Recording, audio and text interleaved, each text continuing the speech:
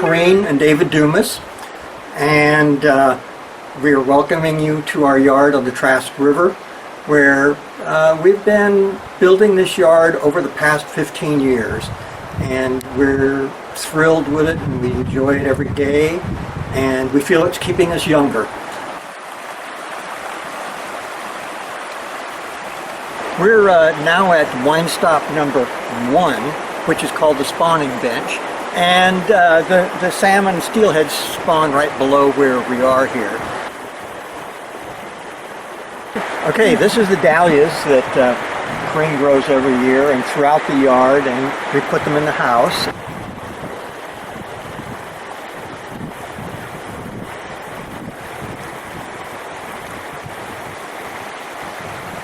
And up here ahead we have our raspberries, which when our grandchildren come, they love to pick the berries.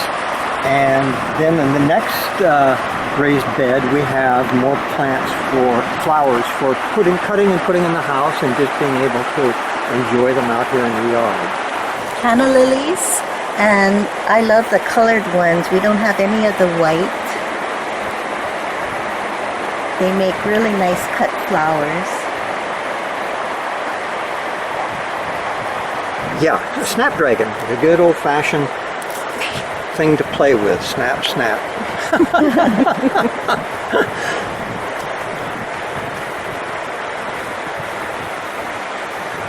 Okay, well, first of all, we love the Japanese garden. That's our inspiration. We took 3 pruning classes there, and so I try to prune it so that you can see the trunk and the different branching. Our lavender, I leave growing until spring, and then I trim it down. I just love looking at it. Some people have asked me if I ever use it for anything, and I don't. I just love looking at it.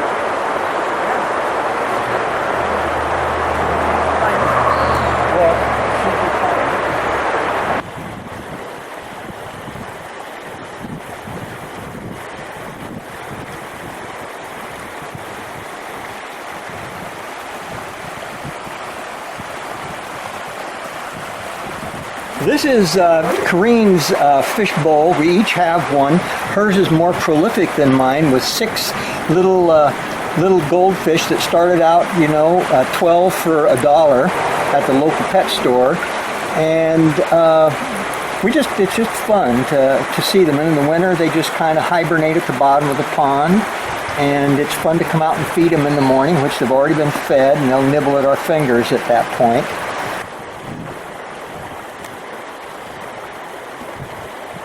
These are lilies, and this hasn't gotten flowers, but we can go over to my pond and you can see a beautiful lily flower coming up. This lily flower will open up all the way as the sun comes out more today, and then there's one more bud coming up here, and that'll probably be the end of it for the year. And each night the lily closes up, and then about noon the lily will open up again, and they last about 4 or 5 days, and then they're gone, but they're beautiful when they're here. This is the entrance to our bamboo garden.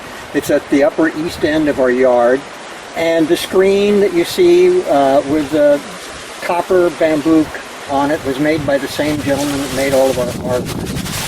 And the reason we started this garden is the county widened the road 9 years ago by 1 foot. The log trucks could not make the corner below. So anyway, everything that was here was torn out, and we felt like we were being viewed by the public. So we started the bamboo garden. Okay, this is one of 3 bamboos that we have in the bamboo garden. It's called yellow groove, and you can see this yellow groove on the bamboo. Every other section has the yellow groove, and then if we turn it over, the yellow groove is on the opposite side. So it's a really interesting bamboo, and it also gets these bends in it while it's initially growing.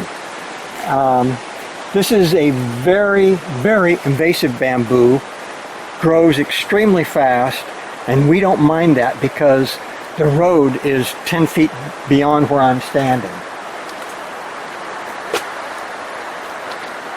This is our 3rd type of bamboo in the garden, and this is called mosa, better known as timber bamboo.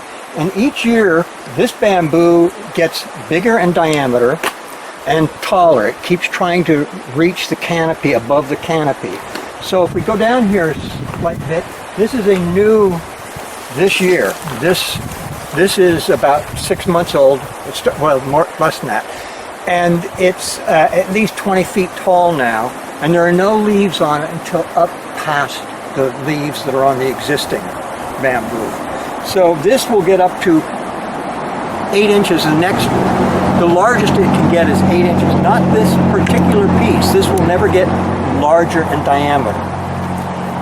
It will get, the next ones will be bigger and bigger and bigger and taller. And at the end of our bamboo garden is our last arbor, and she lends peace to the yard. So I walk down every day and say hello to her, and I forgot to give her a flower offering, but it's just fun. And we've learned in the winter, when the fishermen are going down the river in their drift boats, this is now called the Buddha hole.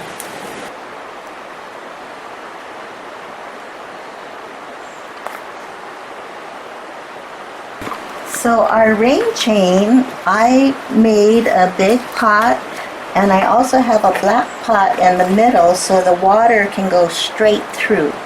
So it doesn't overflow in the pot. It goes straight through to a drain. And when I plant this, I put it on a Lazy Susan so I could turn it for the sun. And I replant it every year. We have a Japanese maple next to it, and this is already 15 years old, but it's very compact.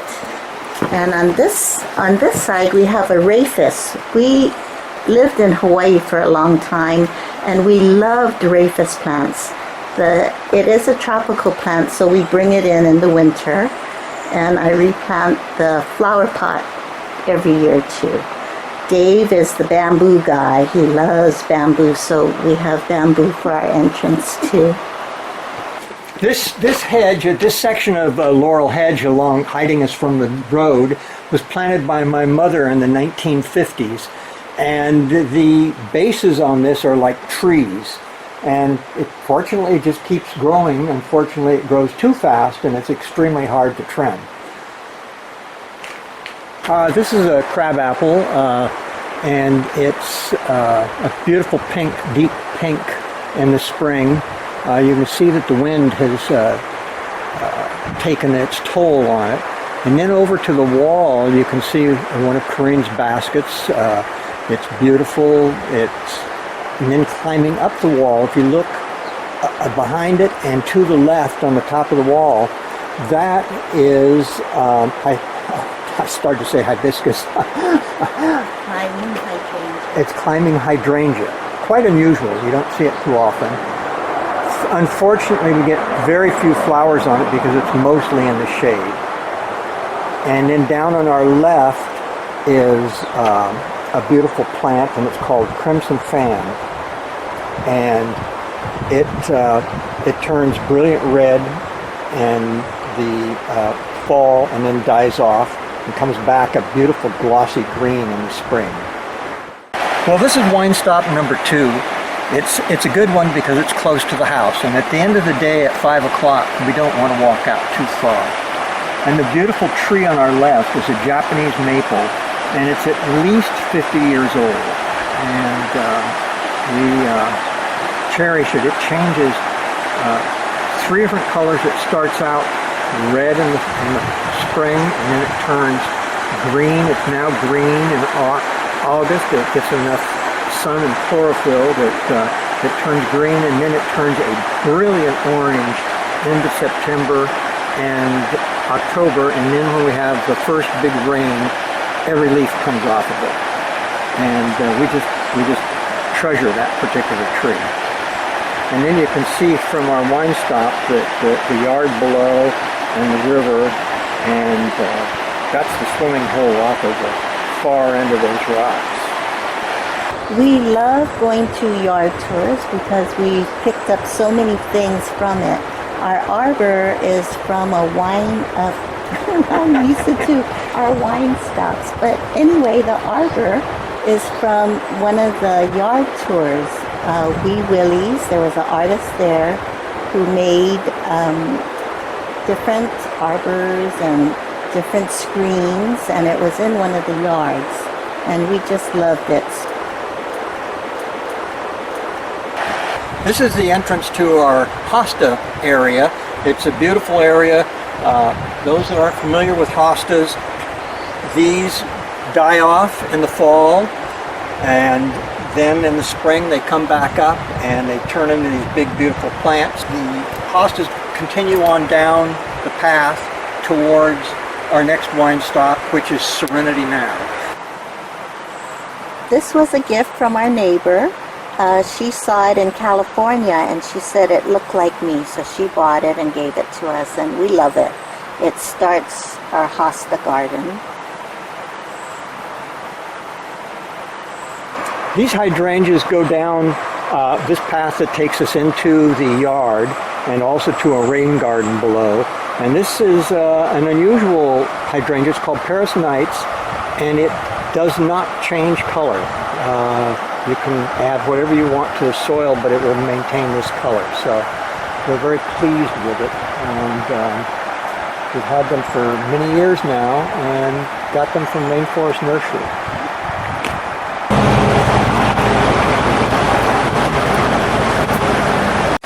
This is another wine stop, and our son had named it Serenity Now. They would come here at night and just sit with the peace and quiet, listen to the river, and read a book. And so we've called this Serenity Now ever since. Which is officially wine stop number 3. Well, this is our shade garden. The big tree on the left is dead and chopped off at the top, and that's for the birds. We get pileated woodpeckers come in and chew on it. At the bottom, you see 2 beautiful plants. This is called Beesia. We discovered it a few years ago, and it's a beautiful green, and it stays that way year-round. And throughout the yard, we have Asian pieces. We just like the peacefulness it seems to give us. Has no religious consequence, whether other than it's peaceful. And this area is probably going to get replanted in a couple of years because we used weed cloth underneath here, thinking that was a wonderful thing to have, and it's not. So we need to dig it up one of these years. The little round silver pieces, those are lights that come on in the evening, and they're extremely low wattage, and we love them. And we're at the entrance to our old cabin, and our grandchildren usually stay over here, and when they run back and forth between the houses in the winter, they can follow the lights. This view of the river is absolutely spectacular. We're standing on the porch of the old cabin, and the rocks out in front are at the corner where we all jump off of in the swimming hole. That's a jump. I love them too. We've got a cute staying with that 8 or 9 day play. Oh, good. Yeah, oh yeah, we've got some of the red ones, the black ones, we've got the black ones. And then we have a fire pit that we've been using all summer long. We go down and roast hot dogs, and we just love to sit in front of the fire even though it's 80 degrees out and watch the stars come out. We have another arbor going into an area where we have a lot of Japanese maples. We love the Japanese maples. So this, I don't remember all the names, I'm sorry. But we have this one from Joan at Rainforest Nursery. She didn't want to sell it to us because it was a Elk Pruned Maple at her garden. They're all different and each one has their unique features. This one kind of has a feathery look and I love that. It kind of like a bamboo.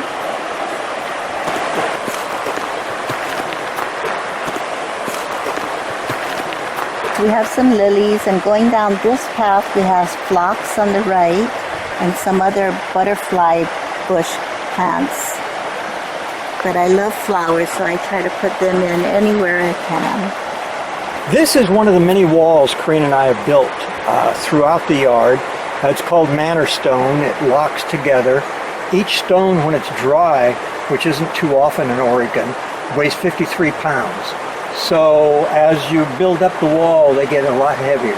But we've used these throughout the yard. Coming down the driveway, there's over 1,000 of these blocks holding and retaining where the laurel hedge is. And we've used them, there's probably, I don't even know how many walls we have, at least 8, I think, throughout the yard. So. And that's one of the problems we're on. Everything is sloping here. So riding lawnmowers don't work, and you can slide down the hill very easily. So we love building these, and fortunately I don't think we need to build any more. This path below, Corinne built entirely herself about 4 years ago. Here's another arbor, and right past it is our rain garden, where you saw the rain chains coming down. The drains drain out through the yard, and it used to erode Dave's grass, and he'd be so upset. So we finally built a rain garden. The water comes down. We have 2 ponds. We'd like to thank people for joining us. We love sharing our garden. Thank you.